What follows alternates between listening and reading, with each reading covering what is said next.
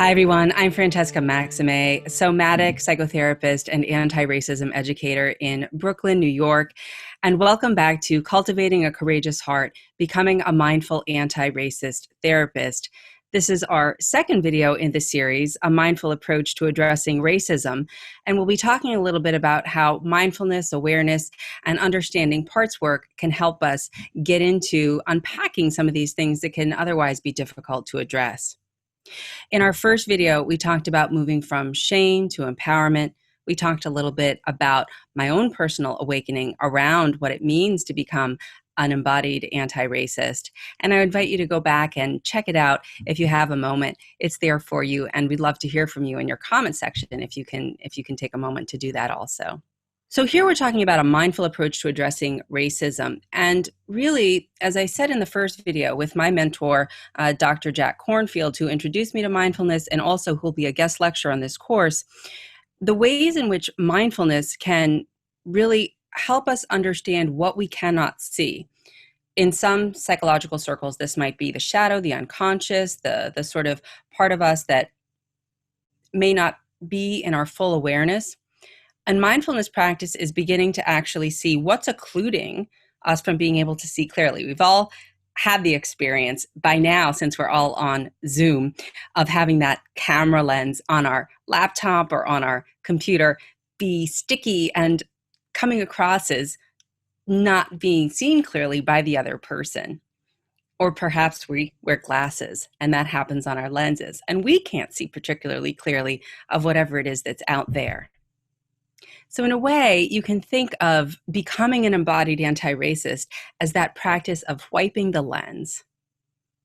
And mindfulness is the practice of being able to wipe the lens of what it might be that is an implicit imprinting that we may or may not recognize is there, and being able to do so with this sort of deliberate attention without personalizing it, without making it too much about us, but just recognizing that there's something in between me and that which I'm trying to understand, and that it is my own mindful awareness, my panoramic awareness, my very essence of seeing clearly, as Dick Schwartz, who is also a guest in our class and will be sharing more information about how parts work can apply to becoming anti-racist.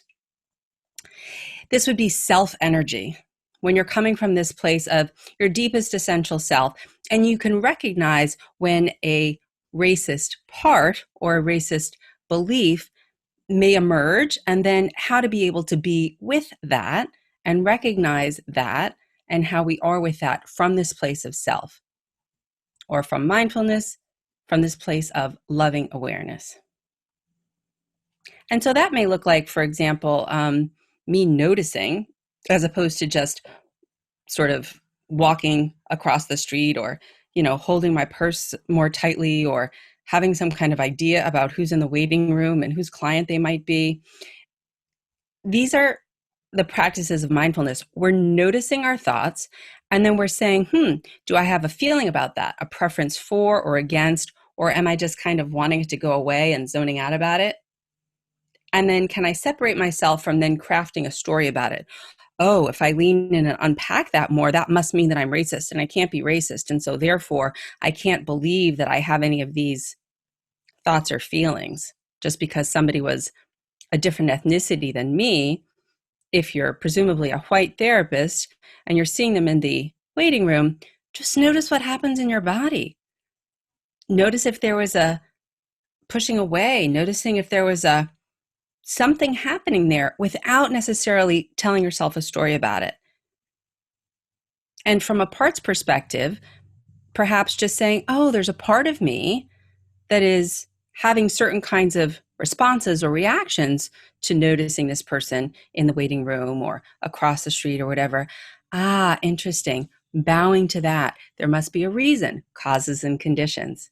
Mindfulness teachings. What are the imprintings that I have absorbed over the decades that I've been on this planet in a racialized society and a racially hierarchical society that I may hold, that even if I may not want to hold them or not want to believe that I hold them or not want to recognize that they might be there, are there underneath the surface. And that's okay, right? So we want to just recognize that even though, for example, carbon monoxide is invisible, that doesn't mean that it's not deadly or harmful. So it's this sort of toxic fume that we can't really see, that once we kind of recognize, oh, these are the ways in which we can bring our awareness to it. We can put our little, monitor, if you will, with the battery in it on the wall. That will help me be able to support checking myself to say, I'm beginning to do this practice of being aware when I have a somatic reaction, a contraction, maybe a tightness, maybe a shortness of breath. Maybe I'm going off and this person is reminding me of some other person that I either saw somewhere or have some story about, and that we can be with it and recognize it without then going into a behavior that might other someone in what we would call a microaggression, or what we might then be a non-invitation to actually engage with that person at a human level. So in my experience, on my path that's been unfolding, through my mindfulness practice, through parts work, through my own ability to be able to be with the recognition of what this experience is, we can begin to pull back the layers. We can begin to clean the lenses of what it is that we don't know. We're not bad people. We don't know these things. And how that can inform how we show up and how we can build empathy in a new way. We all belong to one another. There's a reason why people say all lives matter. They do. There's a reason why we say Black lives matter. Because in the past, as 3/5 of a person only denied the right to vote, and even Black women only allowed the right to vote just 50 years ago, we're now beginning to recognize, this is how this plays out. And this affects us in the therapeutic setting, affects us as therapists, as people, and affects the ways in which we feel comfort or discomfort going forward. And so as we increase our window of tolerance, as we become more regulated, as we use our neuroscience and our physiological self-regulation of relating with one another, of holding one another in this journey and not doing it alone, not feeling separate, feeling connected, even through these difficult learnings, we can begin to support one another in being able to do this work and really lean in. Another core mindfulness teaching is that nothing is permanent, nothing is perfect, and nothing is personal. And what this really means is that we're always evolving. We are on a path. It's a question of how much we're able to hold one another on this path going forward, how much we want to lean in, and titrating our experience so that we can take little bites. And it'll be messy. We're not always going to have the right perfect word or things like that, but we're going to be able to hold ourselves in positive, warm regard and come back again, which is why we're not just going to fall off the wagon, to use 12-step language. We're going to come back, right? And also, nothing's personal. Nobody's saying, oh, gee, if I have inherited white racial advantage or light skin racial advantage or white privilege, as they say, we're not saying that that makes anybody a bad person. We're not condemning anybody. We're looking at a system of whiteness, of white body supremacy, of white racial superiority or hierarchy, and the ways in which that system then can show up and influence us in ways that we either may or may not be able to see. Now, I know that some of you are presumably white therapists, and some of you probably work with people of color, and some of you probably don't. And, this is perhaps dependent on where you live, and you want to be able to begin to say, well, okay, I want to lean into what it means to have a more diverse clientele, or what happens if somebody who is racially different than me wants to meet with me. Let me tell you a story about what happened to me.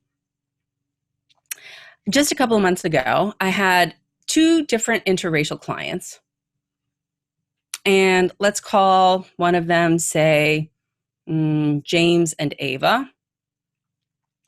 James was coming to me as an individual client, someone who's a Black man, millennial, successful, creative person, and was recognizing that there were problems, even though he really loves his wife, in the marriage, because he just didn't feel like she was able to understand him at a deep level at this time.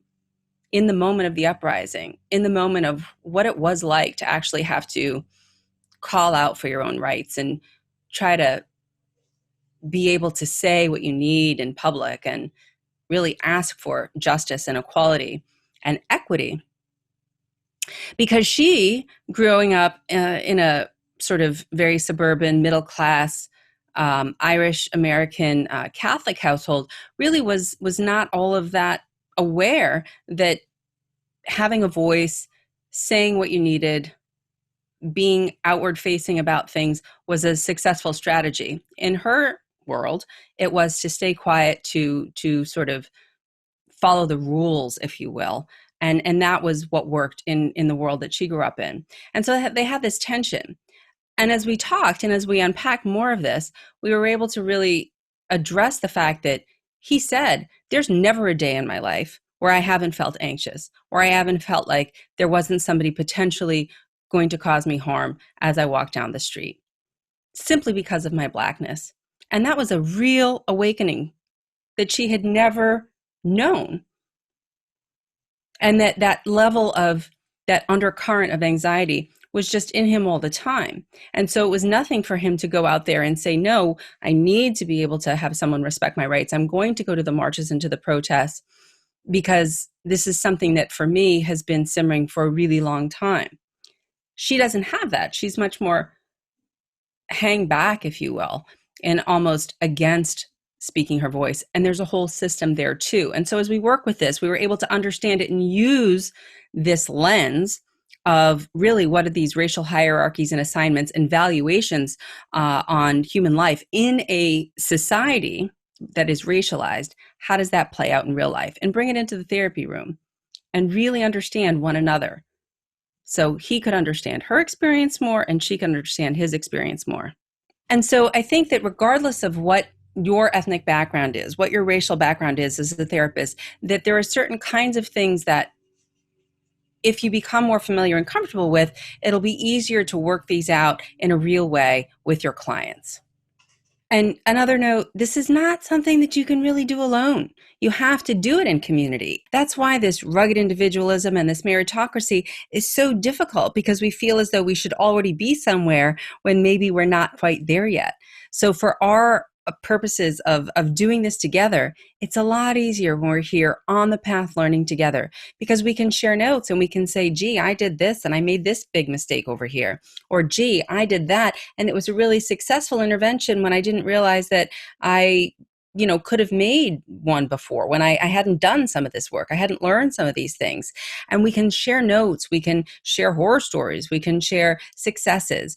We can really talk about what would you do. There's sort of this peer consultation aspect of it as we go along on our anti-racist journey together. Because doing this work alone is overwhelming. It's part of the myth that we should already be good at something before we even ever tried to practice it or do it, that we should just automatically have this be something that we have in our back pocket. And I'm here to say it's okay. It's all right. We're starting where you are. We're all at different points in our anti-racism learning journey, but we're going to be able to support one another in different ways, no matter where we're coming from. So I invite you to keep on walking the path, because it's going to be, at least for me, a lifelong commitment. And it's no different than my commitment to mindfulness.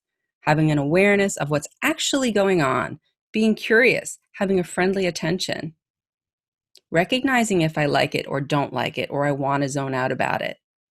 And then being able to use that pause and that space to be able to unpack and just fortify my commitment to continuing to be open-minded about whatever it is that's presenting itself. That's just core mindfulness practice. And that's just also the core practice of what we're doing here on becoming an embodied anti-racist and cultivating a courageous heart, so that we're going to be able to do that together in community. Well, in our third video coming up, we're going to talk about becoming an embodied anti-racist. What does this really mean? And the way in which we can begin to check in with our own sensations, our own emotions, our own thoughts and feelings, and really kind of notice what those are and be able to be with them without getting stuck in a shame spiral or feeling that we're defensive or we don't really want to talk about something, and so we don't even bring it up in session with our clients. And this is true for clients who are of ethnicities other than ours. It's for white clients, if you are a white therapist. It's really for anyone, and begin to find ways in which we can look at the structures and sort of the bigger picture at a macro level, and then also sort of the relational field and the way in which we can be regulated, and then through that regulation and through that therapeutic frame, be able to lean in a grounded and supportive way to being able to address issues of racial inequality that are so present in our larger society and in our world today. So I'd love to invite you to watch that. And also for the teaching for today, please leave a comment. Maybe talk a little bit about, did you notice any somatic sensations that came up for you? A heaviness in the belly, a tightness in the chest. Did you notice that there might have been thoughts that kind of went in a certain direction and that were strong feelings that, yes, it has to be this way, or no, it's not that way, or maybe you were getting a little bit frightened at some of the things that I was sharing. Maybe there was an urge to squash them down or question them or push them away. And all of those are welcome. So I'm just curious, noticing your reactions to anything that you might have observed about yourself in this video. And I will look forward to having those be put into the comment box. And I will look forward to seeing you in the next video. Thanks.